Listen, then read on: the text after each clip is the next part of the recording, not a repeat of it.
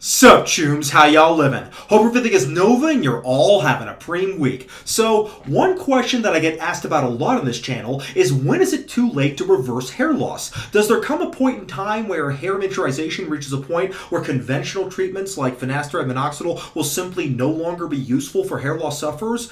Now, before I get into any of that, I think it is important to remember that ideally, everyone should start hair loss treatment before they lose any hair. The sooner you start treatment, the more effective it is going to be. And no matter what treatment you may be using, it is always much easier to maintain your hair than it is to regrow your hair. Regrowth doesn't always happen with everybody, so it is always best to start treatment before losing ground when it's definitely not too late. But unfortunately, there are some dermatologists who aren't willing to prescribe hair loss drugs before the first sign of hair loss, since there are some people who don't lose their hair simply due to the fact that they don't have androgenic alopecia. So putting patients on a drug like finasteride is therefore harder to justify if they're not confident that they're actually losing ground. However, the mentality on finasteride is starting to change as much more new scientific research is now leading doctors to discover that finasteride has many longevity benefits that extend well beyond its effects on just the hair and the prostate. The health benefits of 5-AR inhibiting drugs are so great, in fact, that their use should be considered even in people who aren't losing their hair. And that's something I talk about in my videos on Brian Johnson, which I'll link below.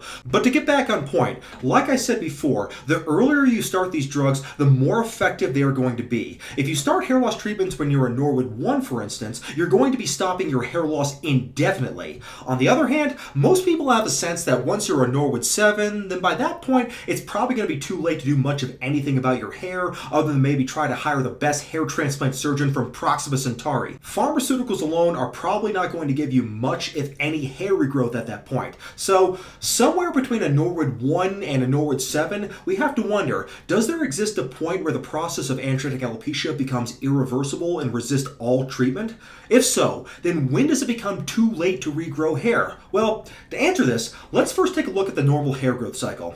There are 3 main phases of the hair growth cycle. Most of the hair that you currently have on your head is in the anagen growth phase, which lasts for several years. At the end of that phase, there is a brief catagen transition phase, which lasts for a few weeks, and this is followed by the telogen resting phase, which lasts for about 3 or 4 months. After that, the hair is shed and a new hair follicle forms from the remnants of the old hair follicle, and the cycle resumes.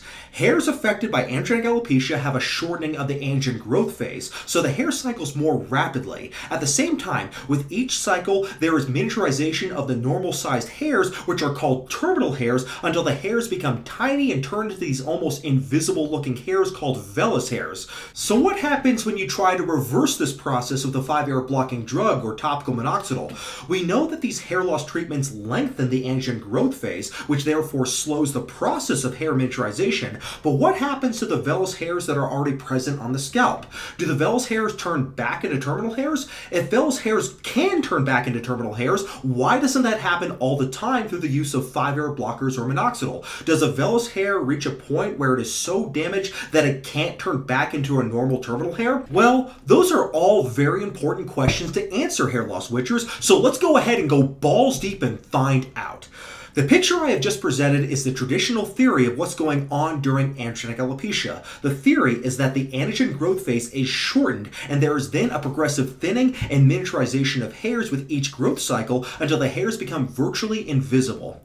If you look at high-powered photographs of the scalp of someone who is going bald, you can see a mixture of terminal hairs with normal thickness, miniaturized hairs that are thinner, as well as tiny vellus hairs. So, it's also been thought that a treatment like finasteride works by reversing this miniaturization process, meaning it can convert miniaturized hairs back into normal terminal hairs. For example, this article here from 1999 presents evidence that finasteride at a dose of 1 mg per day reverses hair miniaturization. In the study, scalp biopsies were used to compare hair counts before and after 1 year of finasteride treatment.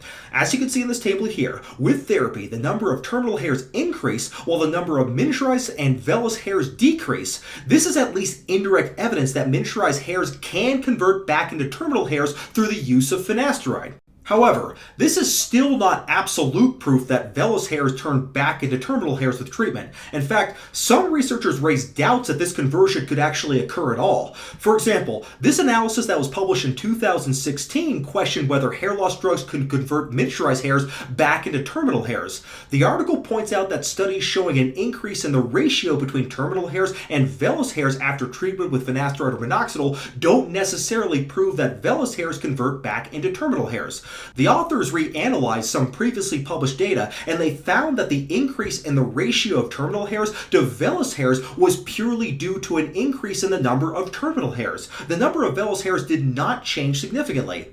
The authors proposed that the increased hair counts after medical therapy could be explained just by the shortening of the time between the shedding of the telogen hairs and the next anagen growth phase. They proposed, quote, "These effects potentially reduce the dormancy between the exogen release of the old telogen hair and the initiation of the new anagen phase, resulting in more hair per square centimeter and influencing the significant amount of hair regrowth observed within 16 weeks of starting minoxidil treatment," unquote.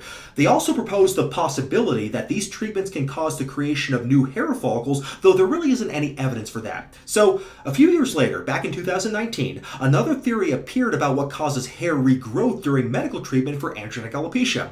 In the study, 43 men with androgenic alopecia were treated with finasteride at 1 milligram per day for 30 months. Hair trichograms were done periodically. The results showed that, just like in the last study, finasteride increased the terminal hair count significantly, but the vellus hair counts did not decrease. The authors proposed that in androgenic alopecia, hairs get stuck in a phase of the hair cycle that almost nobody has ever heard of. It's called the Kenogen phase. The Kenogen phase is the phase after the hair is shed, and it is the end of the telogen phase, but it happens before the next anagen phase begins. What you have during this phase is basically just an empty hair follicle. The authors feel that in androgenic alopecia, hairs get stuck in this phase. This would explain the empty spaces that appear in the advanced stages of balding. So theoretically speaking, finasteride worked in the study by reactivating hair follicles that were stuck in the Kenogen phase, but not by converting vellus hairs into terminal hairs. So that all sounds pretty convincing to me, but there's one big problem, and that's the fact that both of these studies are pretty limited, and that's because they only included a small number of subjects. The first study had only 15 subjects per treatment group, and the second one started out with 43 subjects, but only 2 of the subjects lasted for the full 30 months of the study due to the huge number of dropouts. However, that is not the end of the story here. Recently, there has been pushback against the idea that vellus to terminal hair conversion can't occur with drug therapy of androgenic alopecia. It's already known that there are situations when vellus hairs convert into terminal hairs naturally, such as during puberty when the vellus hairs of the face convert into beard hairs under the influence of androgens. So it would be pretty odd if vellus hairs couldn't convert into terminal hairs when treating androgenic alopecia. So to test this, the investigators transplanted hair from the scalp of 10 balding men to the backs of mice. The mice were treated with either 5% topical minoxidil or injections of platelet-rich plasma, or they were treated with just a placebo for 4 months. The investigators periodically did phototrichograms of the transplanted areas to examine the transplanted hairs, and they classified the hairs as terminal, intermediate, or vellus hairs based on their diameters.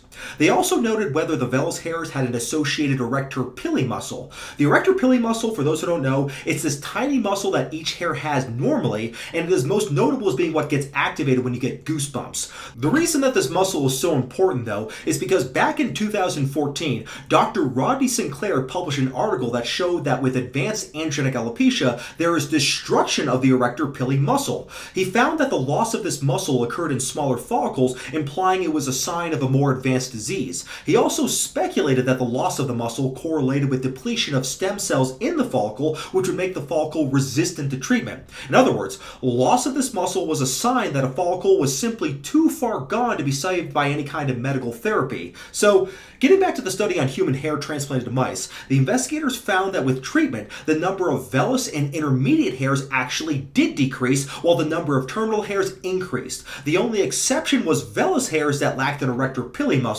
Just like Dr. Sinclair proposed, it looks like those hairs are simply too far gone to be converted back into terminal hairs.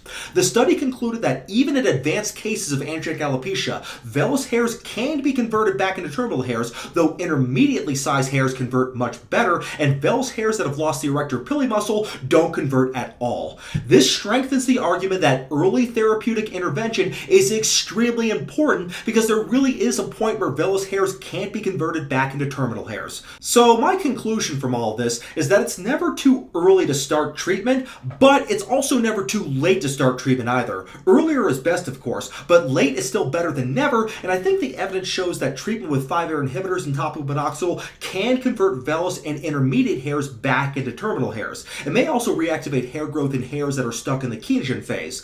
There's certainly a point where a hair follicle can no longer be revived, and that may be when it loses the arrector pili muscle. However, even in advanced cases of balding, there are still probably some hairs that can be revived, so there's no reason not to try hair loss treatments even if you have advanced hair loss. However, clearly the best situation here, the golden solution, is to start treatment as early as possible. That means not wasting your time with cope snake oil therapies like scalp massages, rosemary, and peppermint oil. At the very least, you need to be on a 5-AR inhibiting drug, and if you want to maximize your chances of regrowth, then you should also be using topical minoxidil. That way you can inhibit further progression of baldness, and you also have the best chance of converting vellus hairs back into normal terminal hairs. Your chances of regrowth are better if you start early, of course, but if you do nothing, then your chances are zero. So please, throw the essential oils into the trash bin and stop massaging your scalp like an idiot. Chances are you've already wasted enough time as it is, so it's time to get serious about hair loss and start using the treatments that are actually clinically proven to work, like finasteride and minoxidil. If that's not something you're willing to do, well, Bald Cafe's channel is just a few clicks away. Alright, see you all next time, hair loss switchers. Thank you for watching. God bless.